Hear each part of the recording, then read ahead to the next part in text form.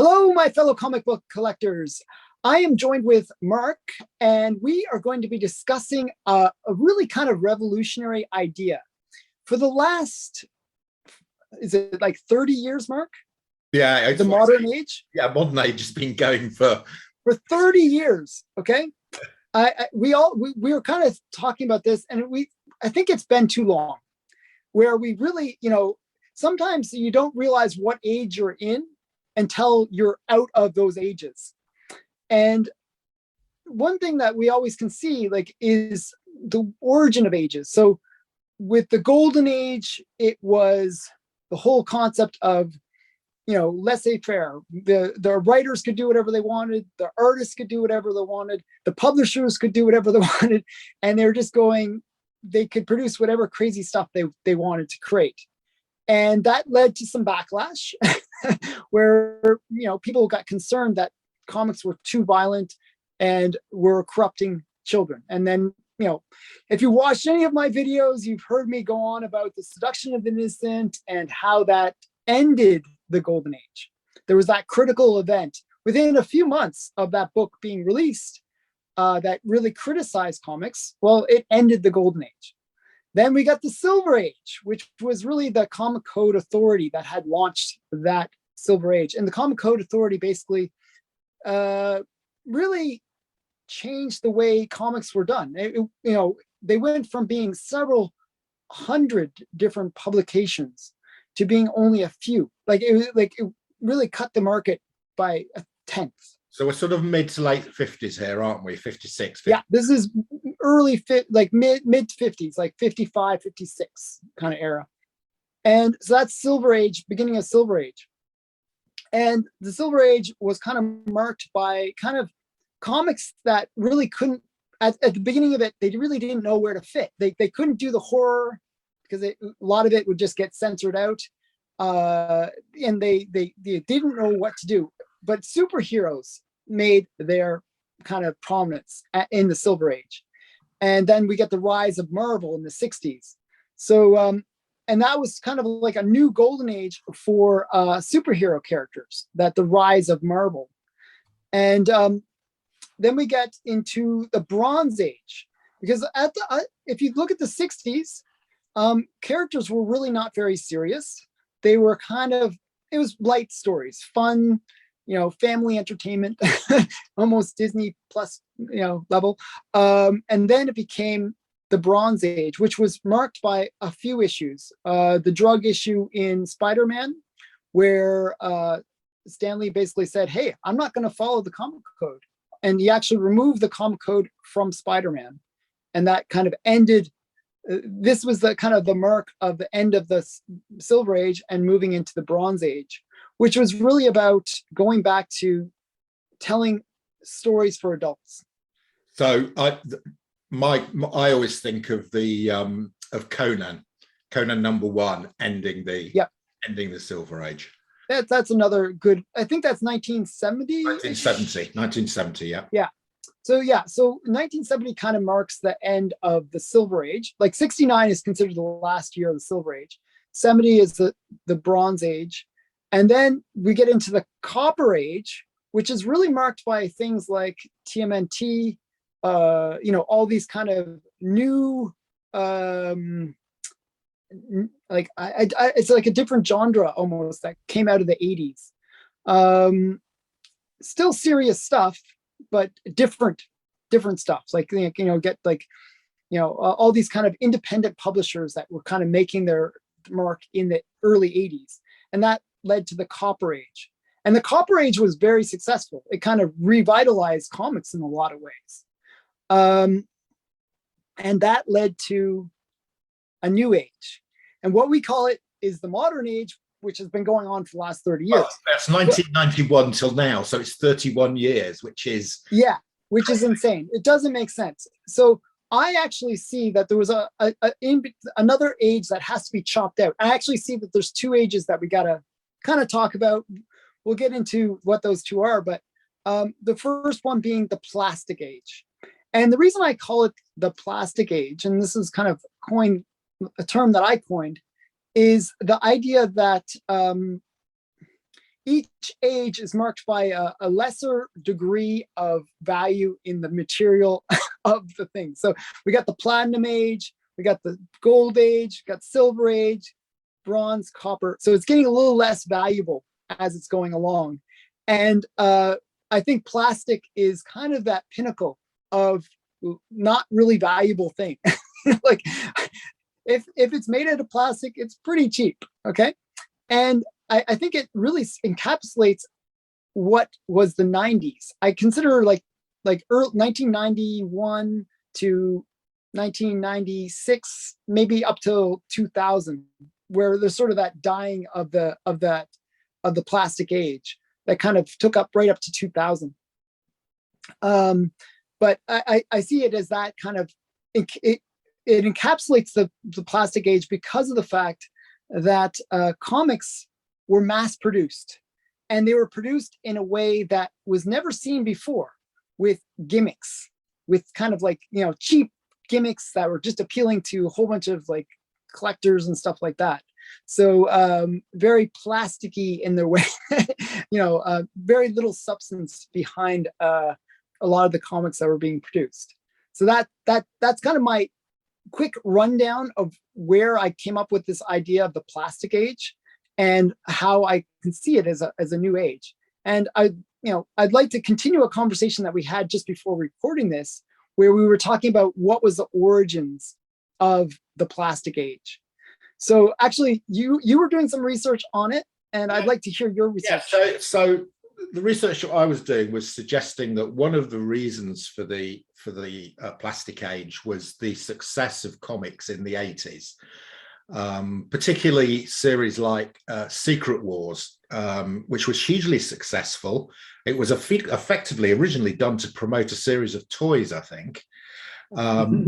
And one of the things that sort of came out of that was that that the publishers began to realize that one of the big groups of people who were buying their comics were actually collectors.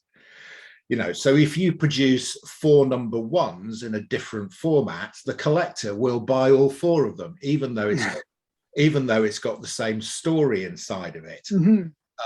You know, and it's where the idea of variant covers is effectively manufactured rarity for the collector.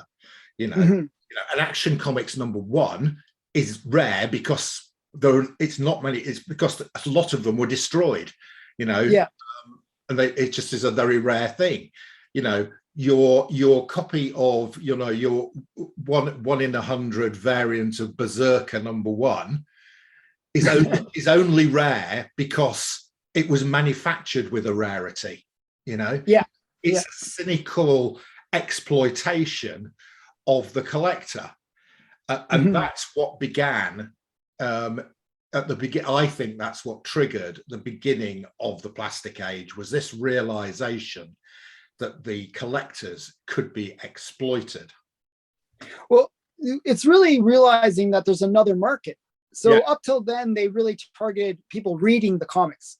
There was an assumption that we're going to produce something, somebody's going to read it. Well, then they realized that, hey, there's another market that we really haven't tapped into, that is somebody that will buy it and put it in a box. That's all they'll do with it. They'll put it in a box. It'll sit there, and that's the collector, the true collector. I'm actually a bit guilty of that myself. I have that kind of collector / reader perspective. You are the person who buys the 20 variant covers. I do, and my comic shop loves me for it. Because I'll buy, if I like the cover, I'll buy like 20 different comics. So it's people like me, sadly, that fueled the 90s. And really, when I got into collecting comics in full was the 90s. So I'm a child of that. I'm like, you know, this is what you get, 90s. If you create somebody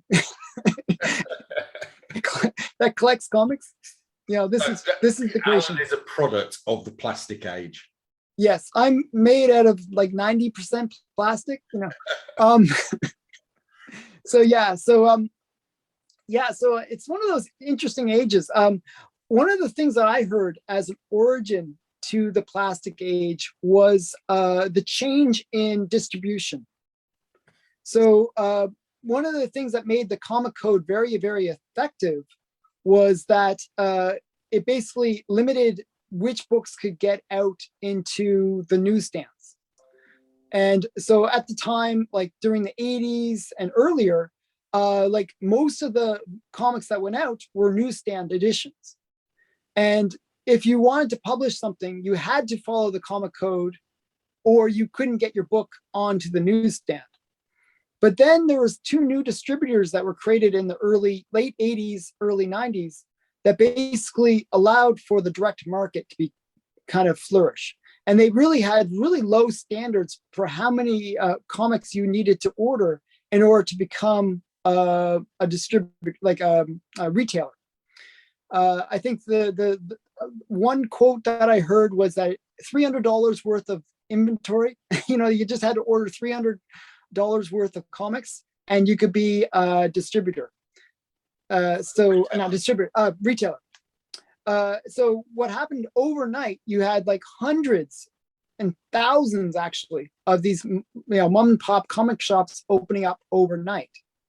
And it went from being like 90% newsstand to being maybe 70% direct edition, within a few years.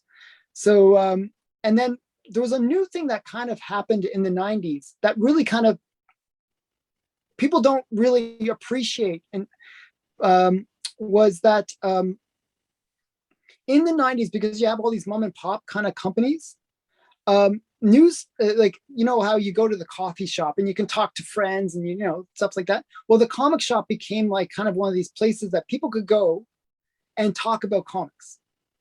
And that was something that was really new, where pretty much everyone had that access all of a sudden, where they could go to some place, they could meet other people that were like them and start talking about comics.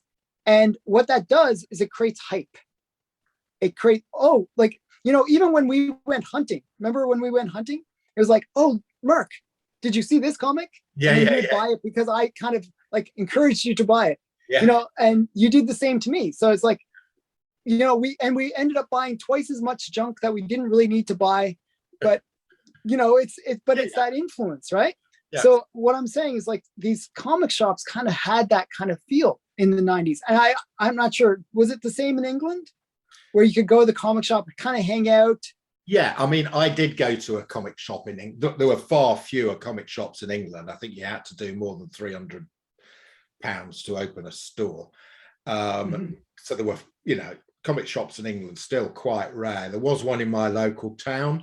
And I used to go in there and I used to, instead of being viewed as a weirdo by the rest of the community, I was with my fellow weirdos. So, Yeah, exactly. You could geek out and not be worried about it. Yeah. I could find somebody else who liked Howard the Duck. Exactly. So the point is like, I think that was a big contributor, like to the hype of the 90s. And there was almost like that competition that would happen amongst collectors and readers, where they would be like, oh, how many X-Men #1s do you have?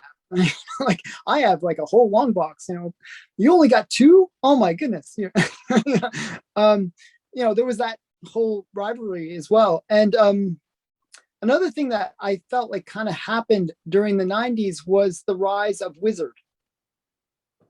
None of the videos and articles that I read really talked about it, but I see Wizard as something that had a huge influence on hyping up the market, kind of creating that energy. You know what I mean? Good point. Yeah. Yeah. Because we went from having like an Overstreet guide, which was once a year, yes, to something that was once a month. And it always had a hot list. It did, yeah. Everybody would go to, like, your first thing you'd do, you get your Wizard magazine, you'd open it up, you'd look at that hot list, and you'd be like, oh, I didn't know that comic was hot.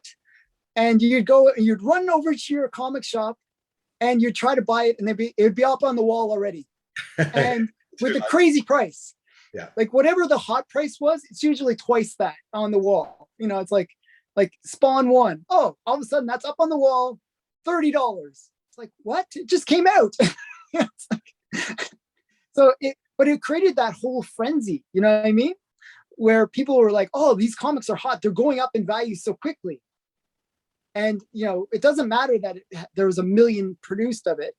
You know, you can see that real value. You know, all of a sudden, if you have a long box and it's gone up from $2 to $30, yeah, well, you just hit the gold mine.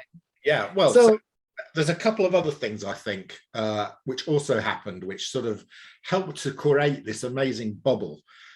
One, you mentioned it, which is the change in distribution. But the big thing there for the publishers was when they sent comics out to newsstands, if they didn't sell, they got them back as returns. When they sent comics out to the retailers, no returns. So, you know, that was great for the publishers. So, you know, if they're running bigger and bigger print runs, and these small comic stores who don't really understand business are buying more and more comics, the publishers are not getting them back. They're putting the money in the bank. And I think that helped accelerate it. I mean, you were looking into the numbers in the 60s and like in the number, like the return rates. Yeah. Well, like get into that just quickly. Explain the return rates. So the minimum return rate I saw was 20%, and that was on Batman when the television series came out in 1966. But the average return rate before that was around 40%, and I saw a return rate in the 70s of about 60%. So 60% of everything they sent out got returned back and was pulped. Or ended up. So that really changes the market when you get that high of a return rate. So the other thing that sort of escalated this and sort of was like a boulder rolling down a hill gathering speed was all these other people were going, oh, look at all the money you can make in comics. And suddenly we had a whole raft of new comic publishers appearing in the marketplace. Yep. You know, Image appeared in 90s. Malibu Comics started expanding in the 90s. A whole raft of them. I've got a set of comics here of all sorts of different companies that set up in the 90s. Yeah. Not many of them survived, but you know, it added to the fuel that generated the sort of crazy speculation and bubble that occurred. Yeah, I mean, I see that too. And actually, that was one of the things with those independent ones from the collector, because really the 90s was all about tapping into the mind of the collector, right? Yes. Whenever a new publisher would come out, they would be vastly successful because they like the collector would be like, oh, this is a number one. This is the first of a new and a new character, a new whole thing. It's going to be the biggest thing. This is action number one again. We're getting, you know, and that's what happened. Like people would get so excited whenever a new character came out, new series came out. Yeah. Like I fell into that majorly. I bought every Malibu comic as it came out. Like basically my pull list was like every Malibu, just put them all in there. And I even had that with Valiant at one point, but it just became too much. I was like, I might need to eat once in a while. It was just like so many comics. It was crazy. So yeah, I really do think people bought into that hype, and I think they were almost creating comics just to create comics. Like not even like thinking about stories anymore. It's just like, let's create a new character. This character is good. Yeah, absolutely. No, absolutely. Yeah. I mean, I've got a load of them as well. Not quite as many as you've probably got, but I did buy, you know, I went out and bought Valiants when they came out, Ultraverse, Techno, all sorts of strange stuff that's worth nothing. It was never worth it, and it's still worth nothing.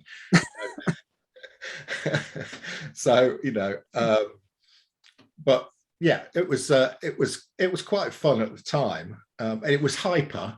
You know, it was hyper like that. You know, you go into the comic shop and suddenly you were seeing characters and comics you'd never seen before, and publishers you'd never seen before. You know, and it was quite exciting. Superman gets killed. It was wonderful. Yeah, yeah, yeah. Actually, I think that's kind of emblematic of the 90s in a way, because what was happening was traditional characters were getting killed off. Like Superman was killed off, and these new characters were emerging. So it's kind of like, it's almost like the changing of the guard. I thought that was kind of one of the interesting things about the plastic age, that it's like, it was a real shift from the big producers like Marvel and DC to these independent companies like Malibu and Image and Valiant. Yeah. I mean, actually, there was a point where I heard that Malibu was kind of rivaling Marvel at one point, where they were kind of, they were. I can imagine that occurring early on when they were getting early on, yeah. Yeah, and the other thing that I always think is sort of reflects this age is we get artists who can't actually draw. Oh yeah. Before this age, you had really good artists. You've got the Kirbys, the Barry Windsor, the guys that have mastered the craft, the Frank Frazettas, people who've worked and are really good artists. We arrive in the 90s, and suddenly you've got people who can't draw doing comics. Yeah, like Jim Lee, Liefeld. Yeah. I might be being a bit harsh, but go and look at some of the proportions of the characters they were drawing, and yeah, but they would have that was struggled actually to do the Sistine Chapel roof. Yeah, it was kind of interesting. The one thing with the 90s was proportions didn't really matter. No. And biology didn't really matter. You could have muscles on top of muscles that were not, like that wouldn't normally be there, but as long as they were there, they would just love to put muscles on top of muscles. Cable. Yeah, Cable. That's a good example. He's completely square. No human being looks like that.